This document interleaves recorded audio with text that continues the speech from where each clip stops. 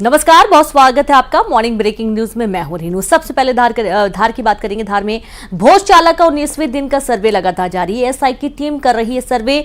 हिंदू मुस्लिम पक्ष के लोग भी इस दौरान मौजूद हैं और आज मंगलवार के दिन हनुमान चालीसा का पाठ होगा। जैसे कि आपको हमने पहले भी दिखाया था कि मंगलवार के दिन हनुमान चालीसा का पाठ होता है और इसके चलते जो लोग हैं वो पहुंचना शुरू हो गए हैं, तैयारियों में जुट चुके हैं। और आज एएसआई के सर्वे का 19वां दिन है जब सर्वे का काम जारी है। एएसआई की टीम मौके पर पहुंच चुकी है, सर्वे कर रही है और इस दौरान हिंदू मुस्लिम पक्ष के लोग भी मौजूद हैं। आज मंगलवार के चलते हनुमान चालीसा का पाठ होगा। बड़ी खबर आपको दे रहे हैं धार से। 19वें दिन का सर्वे जारी है, जहां धार में एएसआई की टीम भोजशाला में मौजूद है और तमाम चाक चौबंद इंतजामात, पुलिस मौके पर मौजूद है और सर्वे का काम किया जा रहा है।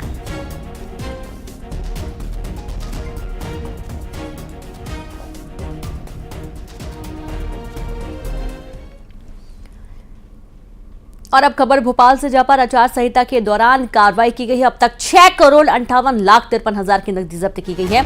14,34,35,000 के ड्रग्स जब्त किए गए हैं। 3,92,71,000 की धातुएं जब्त की गई हैं। 20,69,650 रुपए के रेडीमेड गारमेंट्स जब्त हुए हैं। 63,50,16,000 के अन्य सामान भी जब्त किए गए हैं। और आप ये देखिए कि आचार संहिता लगने के बाद इतनी बड़ी तादाद में जब्ती की कार्रवाई की गई है और इस दौरान 6,58,53,000 नगद, 14,34,35,000 का ड्रग्स, 3,92,71,000 की धातुएं और 20,69,650 रुपए की रेडीमेड गारमेंट्स जब्त हुए हैं। ठीक है सर।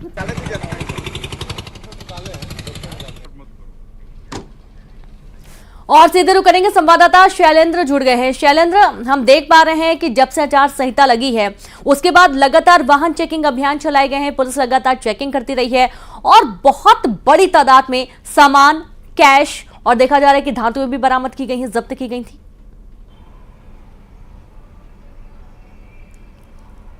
देखिए, बिल्कुल मतदाताओं को किसी तरह का प्रलोभन ना दिया जा सके, इसके कारण जो है वो चुनाव आयोग और इन्फोर्समेंट एजेंसियां हैं वो लगातार इस दिशा में काम करती हैं कि जिस तरीके से जो चाहे वह कैश हो, ड्रग्स हो, शराब हो या कोई उपहार अगर मतदाताओं को बांटने के लिए ले जा रहे हैं तो ऐसे वाहनों की लगातार चेकिंग की जाती है। हर जिले पर एक बॉर्डर चेकिंग लगाई गई है और इसके अलावा अगर दूसरे राज्यों से भी कोई सामग्री आती है तो उसकी भी लगातार चेकिंग की जाती है। तो देखने में आया कि मध्य प्रदेश की जो इन्फोर्समेंट एजेंसियां है उनकी तरफ से लगभग 63 करोड़ रुपए की अब तक की संपत्तियां जब्त की गई, जिसमें कैश भी है, शराब है या दूसरे अन्य मादक पदार्थ है। इसके अलावा उपहार के स्वरूप गारमेंट्स या अन्य जो धातुओं की सामग्री है वो लेकर आई, चाहे वह सोने चांदी का हो या फिर दूसरे अन्य तरह के उत्पाद है, उन सबको जब्त किया गया है। देखिए, लगातार जो एजेंसीज है, खासकर पुलिस और राजस्व की टीम जो है वो लगातार सड़कों पर चेकिंग अभियान चलाती है और चेकिंग अभियान के दौरान हमने लगातार ये देखा कि कई जो वाहन है उससे कई बार लाखों रुपए की कैश बरामद होती है, कई बार ज्वेलरी बरामद होती है,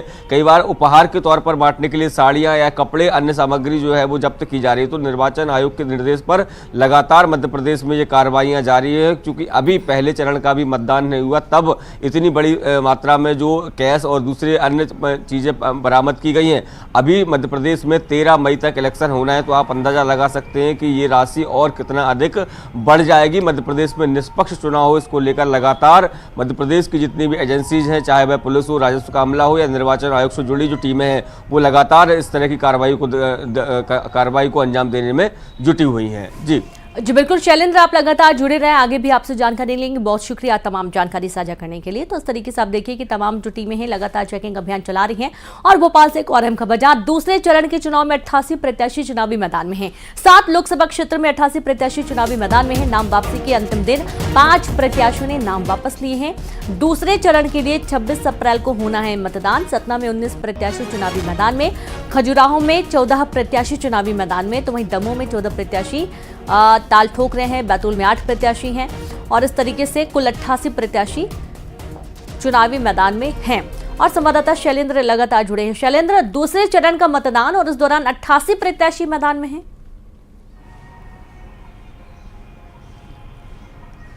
देखिए बिल्कुल जिस तरीके से कल नाम वापसी का अंतिम दिन था, दूसरे चरण में मध्य प्रदेश में 7 लोकसभा क्षेत्रों में चुनाव होने हैं, उसके नाम वापसी की कल आखिरी तारीख थी। नाम वापसी के बाद अब हर लोकसभा क्षेत्र में स्थिति स्पष्ट हो चुकी है कि कुल 7 लोकसभा में से 88 प्रत्याशी जो है वो मैदान में रहेंगे। सतना में सबसे अधिक 19 प्रत्याशी, अगर बैतूल की बात करें तो सबसे कम प्रत्याशी जो है वो बैतूल में मात्र 8 प्रत्याशी हैं। खजुराहो जिस सीट पर सबकी नजर है, क्योंकि प्रदेश अध्यक्ष BD शर्मा यहाँ से चुनाव लड़ रहे हैं, उस पर यह माना जा रहा था कि कांग्रेस ने वो सीट छोड़ी थी, उसके बाद सपा के खाते में सीट गई थी, सपा के प्रत्याशी का भी नामांकन रद्द हो गया था। तो वहां पर अब सबसे बड़ी जो है वो अभी भी 14 लोगों को नामांकन बचे हुए हैं। तो तमाम जो तैयारियां थी वो निर्वाचन आयोग की लगातार चल रही थी। दूसरे चरण को लेकर जिस तरीके से नामांकन जमा हुए, फिर स्क्रूटनी की गई, स्क्रूटनी के बाद नाम वापसी की तारीख भी कल तक रखी गई थी।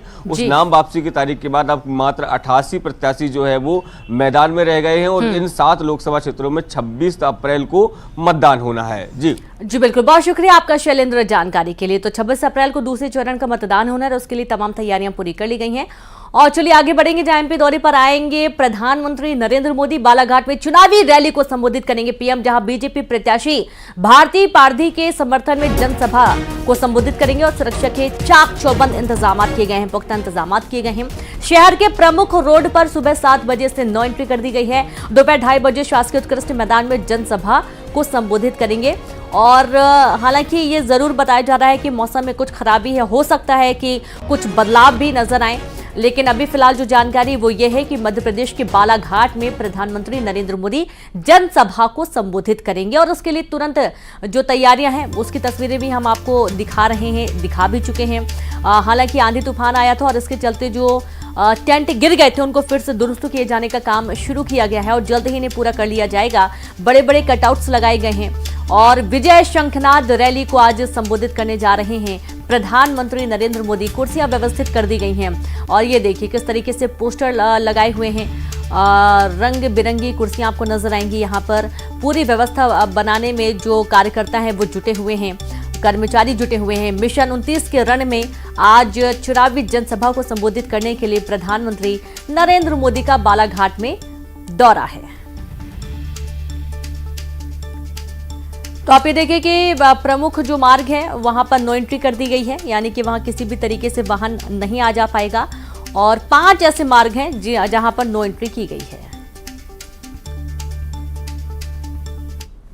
का ये उत्कृष्ट विद्यालय का मैदान है, ग्राउंड है, जहां पर प्रधानमंत्री नरेंद्र मोदी आज सभा करने आने वाले हैं बीजेपी प्रत्याशी के लिए। और मैं आपको मंच की तस्वीर सबसे पहले दिखा दूं। दरअसल मंच पर अभी तैयारियां चल रही हैं, चूंकि वक्त है, काफी वक्त है और कुर्सियां लगाई जाएंगी यहां पर। कुछ दूसरा तस्वीरें देखिए आप, इस मंच पर प्रधानमंत्री नरेंद्र मोदी और बीजेपी अध्यक्ष JP नड्डा के अलावा मुख्यमंत्री डॉक्टर मोहन यादव, प्रदेश बीजेपी अध्यक्ष BD शर्मा के अलावा जो 2 प्रत्याशी हैं इस क्षेत्र के, उनकी तस्वीरें लगी हुई हैं, चाहे फग्गन सिंह कुलस्ते हों या सीमा पारधी। 2 तस्वीरें यहां पर उन कैंडिडेट्स की लगी हुई हैं। संभव है यही आपको मंच पर भी नजर आए, कुछ और नेता भी हो सकता है कि मंच पर नजर आए। तैयारियां अभी दौर में हैं और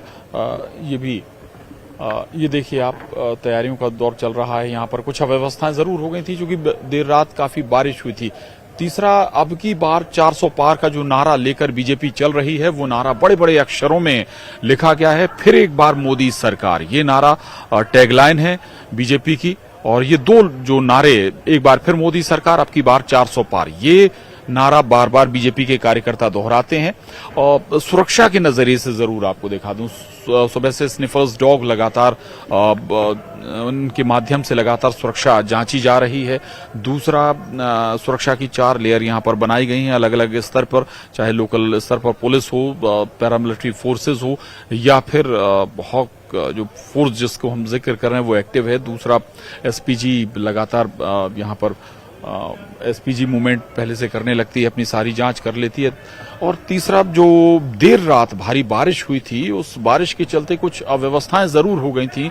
बिजली की गरज चमक के साथ बारिश हुई थी और उसी का ये नतीजा है, लेकिन अभी वक्त है और ये जो व्यवस्थाएं हैं ये भी जल्दी दुरुस्त कर ली जाएंगी।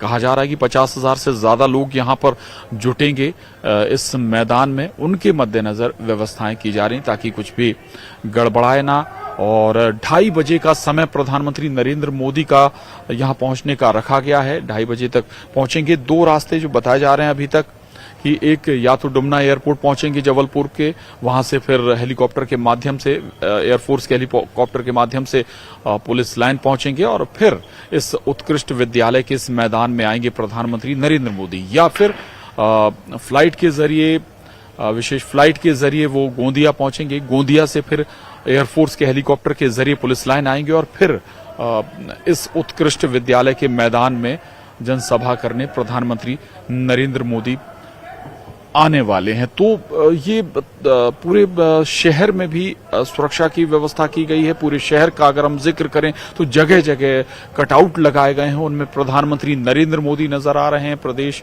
बीजेपी अध्यक्ष VD. Sharma, doctor Mohan Yadav, BJP के राष्ट्रीय अध्यक्ष जे.पी. नड्डा और विशेष तौर से वो 2 कैंडिडेट नजर आ रहे हैं जो बालाघाट, और अगर हम जिक्र करें जो दूसरे कैंडिडेट मंडला के फग्गन सिंह कुलस्ते, ये तस्वीरें ही इस वक्त सबसे ज्यादा नजर आ रही हैं पूरे बालाघाट में।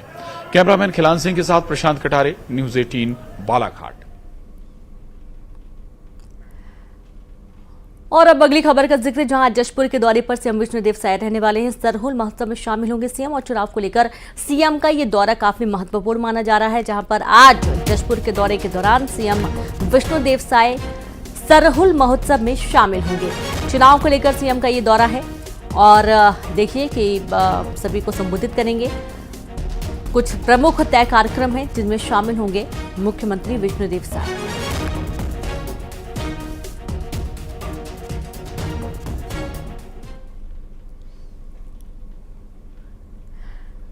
खंडवा में बाइक और बस की टक्कर हो गई। खंडवा में बाइक और बस की भिड़ंत के बाद बस में अचानक से आग लग गई। जावर थाना क्षेत्र अंतर्गत राय के पास का ये पूरा मामला है। सूचना मिलते ही मौके के लिए टीम रवाना हुई है। खंडवा और हरसूद से फायर ब्रिगेड की टीम मौके पर रवाना हुई। बाइक सवार की स्थिति काफी गंभीर बताई जा रही है। बस में कुछ यात्री भी सवार थे, लेकिन गनीमत ये रही कि वो आग लगते ही नीचे उतर गए और जान माल का फिलहाल कोई नुकसान नहीं हुआ, लेकिन बाइक सवार गंभीर रूप से जख्मी बताया जा रहा है, जिसका हॉस्पिटल में इलाज जारी है।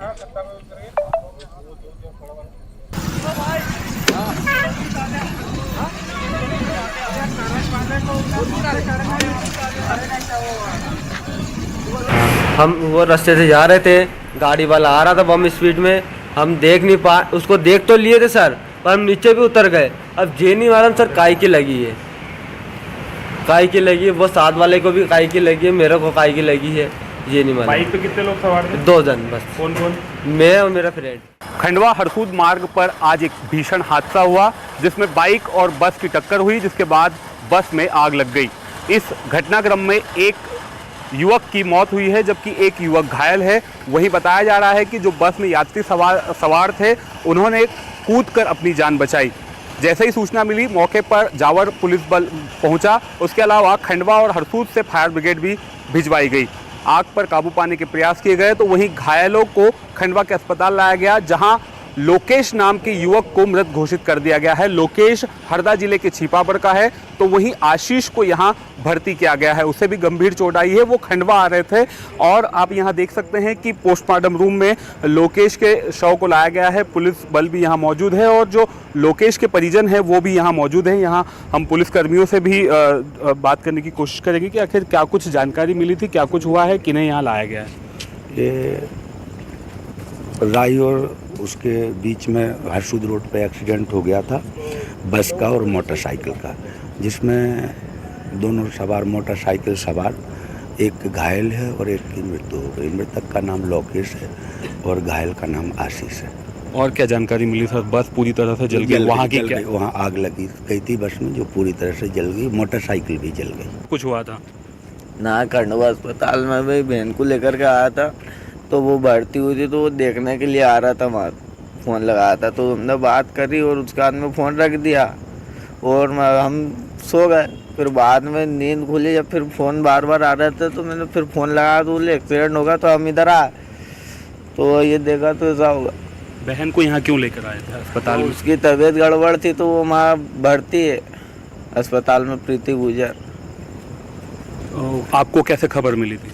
मैं फ़ोन आया था गाँव से। बस इंदौर से आ रही थी और ये जो रूट है ये खंडवा से हरसूद का रूट है। Amit Jaiswal, news 18 Khandwa. News 18 MP Chhattisgarh के दर्शकों के लिए शानदार मौका है। देश प्रदेश दुनिया की हर खबर देखने के साथ ही आप शानदार इनाम भी जीत सकते हैं और इसके लिए बस आपको देखते रहना है न्यूज़ 18 एमपी छत्तीसगढ़। पहचान कौन कॉन्टेस्ट के आसान सवालों के देने ही जवाब और आप जीत सकते हैं एक से बढ़कर एक गिफ्ट।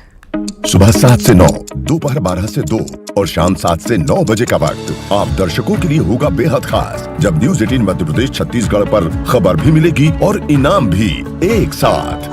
न्यूज़ 18 पहचान कौन कॉन्टेस्ट में हिस्सा लीजिए और इन समयों पर दिखाई जा रही खबरों के बीच पूछे गए आसान से सवालों का जवाब दीजिए। सही जवाब जिताएगा शानदार इनाम। रजिस्टर करने के लिए QR कोड स्कैन करें या इस नंबर पर मिस कॉल दें। खबर देखिए, इनाम जीतिए, सिर्फ न्यूज़ 18 मध्य प्रदेश छत्तीसगढ़ पर। पहचान कौन कॉन्टेस्ट में सवाल है, कांकेर से अलग स्वैग वाले प्रत्याशी कौन है? तो तस्वीर आपको दिखा रहे हैं, हालांकि तस्वीर ब्लर है और इस तस्वीर को आपको पहचानना है और इस सवाल का जवाब आपको देना है। इस दिए गए QR कोड को आप स्कैन कर सकते हैं और या फिर इस नंबर पर आप व्हाट्सएप भी कर सकते हैं। दुर्ग में पुलिस जवान पर जानलेवा हमला किया गया। पुलिसकर्मी पर कार चढ़ाकर जान लेने की कोशिश का मामला है। आरक्षक से मारपीट भी की गई है। पुलगांव सड़क पर पुलिस चेकिंग पॉइंट पर यह घटना हुई है। चोरी की वारदात के बाद चेकिंग की जा रही थी। पुलगांव थाना क्षेत्र का यह पूरा मामला सामने आया है, जहां दुर्ग में पुलिस जवान पर जानलेवा हमला किया गया। पुलिसकर्मी पर कार चढ़ाकर जान लेने की कोशिश, आरक्षक से की गई मारपीट। पुलगांव सड़क पर पुलिस चेकिंग पॉइंट भी बनाए गए हैं और यहां पर दुर्घटना हुई है। चोरी की वारदात के बाद ये चेकिंग की जा रही थी। पुलगांव थाना क्षेत्र का पूरा मामला है।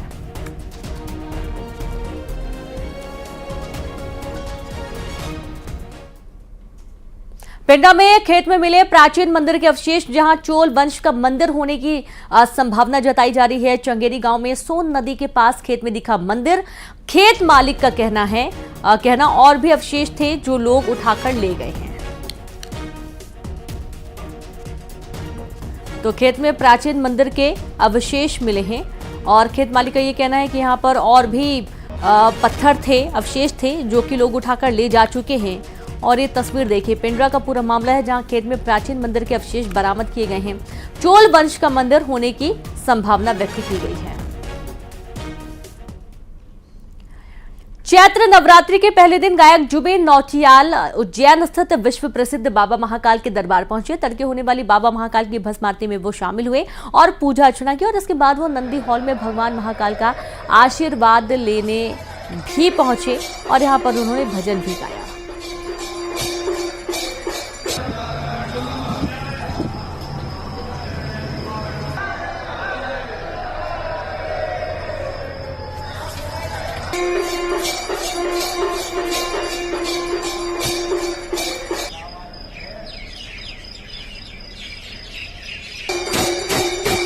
तो देखिए कि चैत्र नवरात्र का पहला दिन गायक जुबिन नौटियाल पहुंचे बाबा महाकाल के दर्शन करने के लिए। इस दौरान उन्होंने यहां पर बाबा महाकाल की पूजा अर्चना की, आशीर्वाद लिया और भजन भी सुनाया।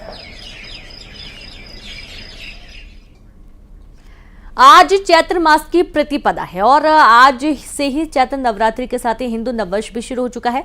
माना जाता है कि इसी दिन ब्रह्मा जी ने सृष्टि की रचना की। हिंदू पंचांग के अनुसार आज हिंदू नववर्ष विक्रम संवत 2081 का पहला दिन है। उज्जैन के शिप्रा नदी के तट पर भक्तों ने सूर्य को अर्घ्य दिया।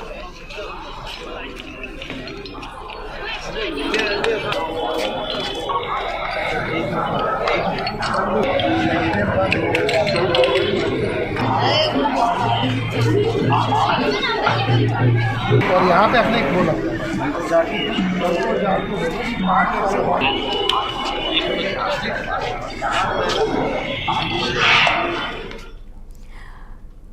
आज से चैत्र नवरात्रि की शुरुआत हो गई है। उज्जैन के माता हरसिद्धि के मंदिर में सुबह से ही भक्तों का तांता लगा हुआ है।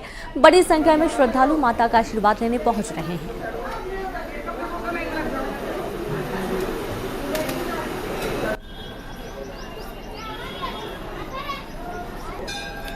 मैंने तो करिया उज्जैन माता के बाबा के सामने।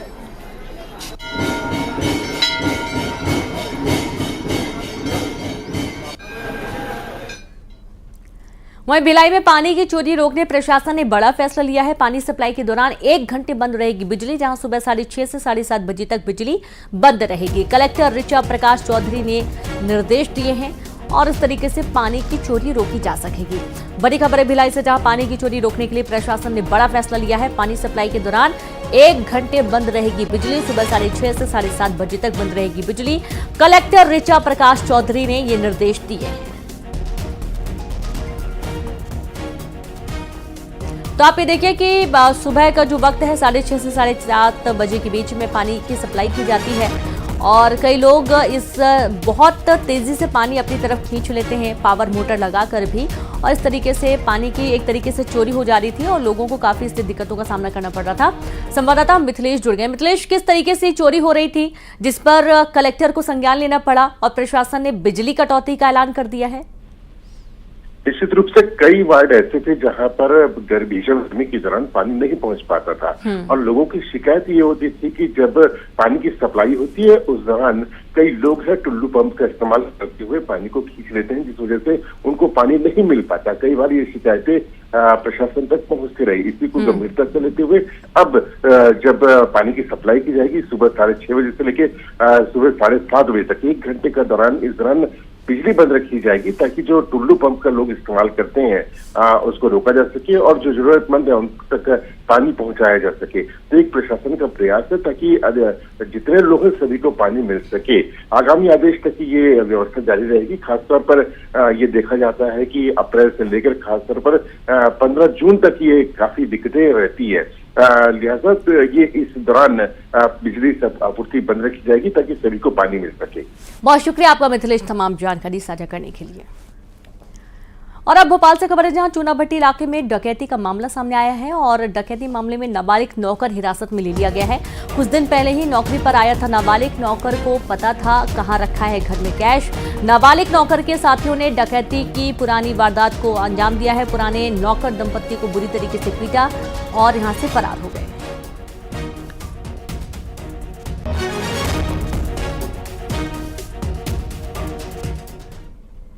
और चलिए अब देखेंगे 20 बड़ी खबरें तेज अंदाज में।